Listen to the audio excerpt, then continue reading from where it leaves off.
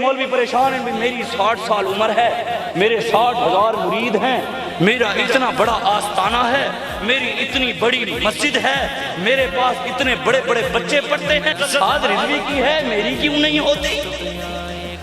میں کہ حسد نال تو کچھ نہیں ہونا، کم نال ہونا ہے، سعد رضوی قربانی دیتی ہے تو تسی بھی دیو، تسی دے ایک پرچہ بھی نہیں بھکت سکتے تھے، گلنا سعد رضوی ہوتے۔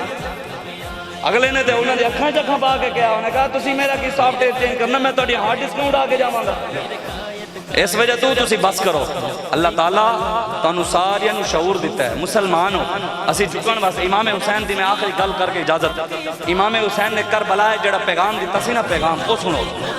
امام حسین نے کربلا کھلو کے خطبہ دیتا، تجھے سنے ہے بہت سارا، انتما سیدہ شباب اہل جنہ و قرۃ عین اہل سنہ۔ امام حسین نے فرمایا کہ حضور نے سانے دوویں بھراواں دی طرف امام حسن دے حسین دا نام فرمایا، امام حسن نے حسین نے فرمایا بھی میرے بھائی امام حسن دی طرف تے میری طرف، حضور نے خود اشارہ کیتا کہ میرے دوویں پتر جنتی نوجواناں دے سردار ہون گے تے سنیاں دی اکھاں دی ٹھنڈک ہون گے۔ تے اگے امام حسین نے کی فرمایا؟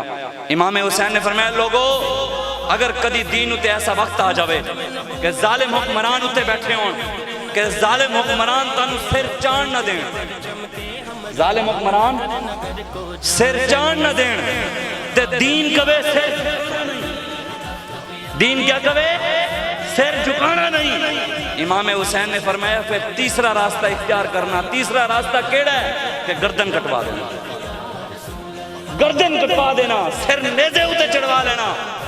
لیکن دین کبے سر چانا ہے تو چاہ کے رکھنا ہے، ظالم کمیں سر جھکانا ہے تو پھر بھی چاہ کے رکھنا ہے، جھکانا نہیں۔ اس وجہ تو سمجھو انہاں گلاں نوں، ساڈا کسے نال کوئی ویر نہیں، کوئی دشمنی نہیں، اسی گلی گلی کوچے کوچے اے جا کے پیغام دے رہے ہیں کہ حضور دے دین واسطے کھڑے ہو، ساڈا یہ دن رات